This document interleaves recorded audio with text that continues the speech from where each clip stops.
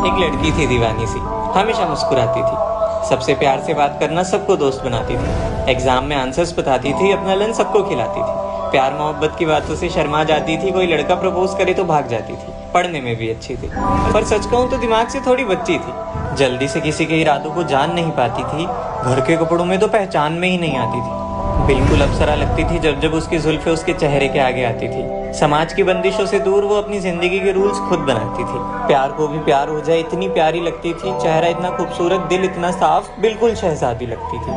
School से घर, घर से ट्यूशन, काफी सपनों को लेकर उड़ान भरना चाहती थी। मिडिल क्लास फैमिली से एक मिसाल बन इस दुनिया में कुछ करना चाहती थी। वो कहते हैं ना कि कितने भी सख्त बन जाओ, ये नजरें किसी की नजरों में खो ही जाती है। टीनेज है, अट्रैक्शन तो हो ही जाती है, पर जो सबको पसंद हो, न जाने क्यों हमें भी वही पसंद आता है। ये आई कैन फिक्स हिम वाला कॉन्फिडेंस न जाने कहाँ से आ जाता है। सही बात है, 10 को प्रपोज करो, एक तो पटेगी, और ना पटे तो ना सही, कम से कम दोस्त तो बनेगी। दिखने में भी अच्छा लगता था, बातें ऐसी करता था, एकदम सच्चा लगता था। मासूम चेहरों पे प्यारी बदतमीजी, हर दूसरी लड़की को गले लगाना ये तो उसूल था। धोखा देने से कूल बनते हैं, यही रूल था। यार ये तो एकदम बवाल है, क्लेविश देख, तेरी वाली तो एकदम माल है। कि फ्रेंड्स विद बेनिफिट्स वाले ज़माने में कोई संस्कारी नहीं था, पर उसे क्या, उसका इन सब बातों से लेना देना थोड़ी था। पर क्या पता था मोहब्बत की आंधी यहाँ भी चलेगी। आकर कहता सुन कि हमकी दोस्त बनेगी, और बस अनजान से दोस्त, दोस्ती से लगाव हो गया। होना क्या था, बेखबर कुछ बातों से उसे एक प्ले बॉय से प्यार हो गया।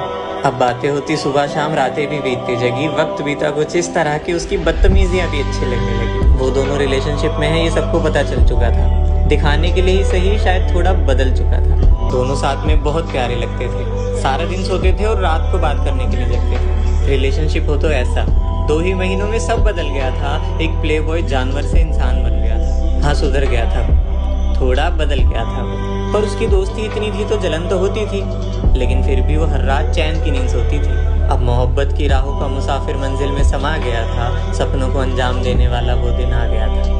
और आज जब वो आई तो इतनी सुंदर थी वो, मानो कि जो देखे वो देखता ही रह जाए। इस तरह बनकर आई वो, आंखों में चमक अदाए, मानो सीधा कुदरत से उतर कर आई हो। लग रहा था लड़की नहीं, शायद कोई परी हो। सुंदरता इतनी मानो फलक पर चढ़ी हो। ऐसे हसीन चेहरे के पीछे क्या कुछ हो सकता है। एक पल को तो विश्वास ही नहीं हुआ कि कोई इतना सुंदर कैसे हो सकता है। आज वो बाल खोल कर आई थी, घर पे झूठ बोल कर आई। आते ही उसने सवाल किया, कैसी लग रही हो?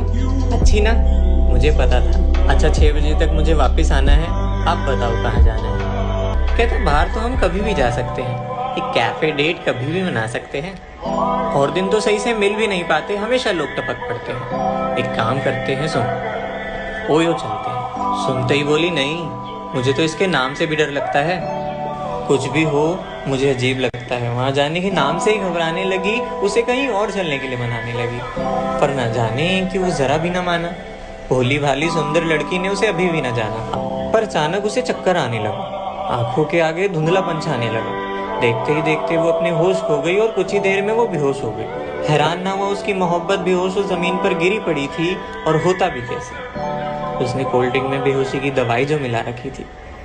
कुछ घंटों बाद जब लड़की की आंखें खोली तो उसने देखा वो ड्रामेबाज उसका सर सहला रहा था। आपको क्या हुआ है? रो रो कर चिल्ला रहा था। वो हड़बड़ाहट में उठी और टाइम देखा तो 6:15। घर वालों के डर की वजह से वो हड़बड़ा गई और जल्दी जल्दी में बिना कुछ सोचे समझे घर आ गई। उस रात जब सोचा कि क्या हुआ तो तबीयत खराब कहकर सुला दिया। शायद कमजोर हो गई हूँ मैं, कहकर इस बात को भुला दिया। पर एक दिन मोहब्बत के बीच दगा कहाँ से आ गई। खुशियों के बीच एक बहुत बड़ी आंधी आ गई कि कुछ दिनों बाद जब उनकी यूं ही बहस हो गई तो बहस के बीच में न जाने वो क्यों हो गई। कहता तेरे जैसी बहुत लड़कियां चलाई है, तू तो अभी बच्ची है, तू कहाँ से आई है। इस बार मैसेज अपने साथ एक आंसू लाया था। किस्मत से हार चुकी हो, उसके पास उसी का MMS आया था। दिल और दर्द के पीछे कैसे हालात आ गए। खुद को इस हालत में देखकर उसके खुद के आंसू आ गए। खुद को ढककर रखने वाली वो उसके कपड़े उतार रहा था, एक छोटे से मजाक के पीछे किसी की जिंदगी बिगाड़ रहा था। अब वो उसे रोज मिलने बुलाता था, मना करती थी तो न्यूड्स के नाम पे डराता था।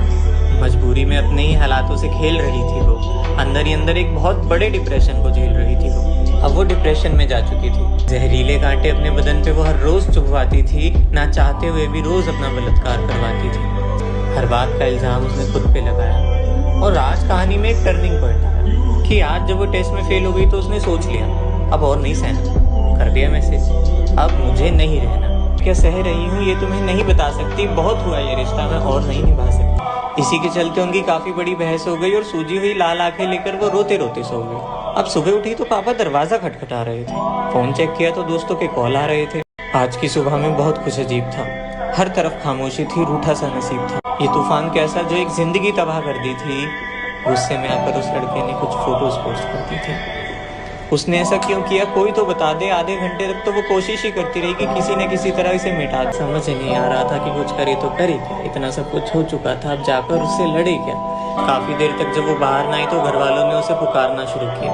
कोई जवाब ना मिला तो दरवाजे पे मारना शुरू किया। दूसरी चाबी से जब दरवाजा खोला तो सबकी आंखें फट रखी थी। पंखे पे एक नन्ही सी जान फांसी पे लटक रखी थी। एक ही रात में सब खराब हो गया। सिर्फ हवस और एक मजाक की वजह से कितना कुछ बर्बाद हो गया। उस लड़के को तो जेल हो गई, पर उसका क्या जॉब वापस नहीं आ सकती। आंख बंद करके किसी पे विश्वास मत करना, और अपने मजाक और हवस की वजह से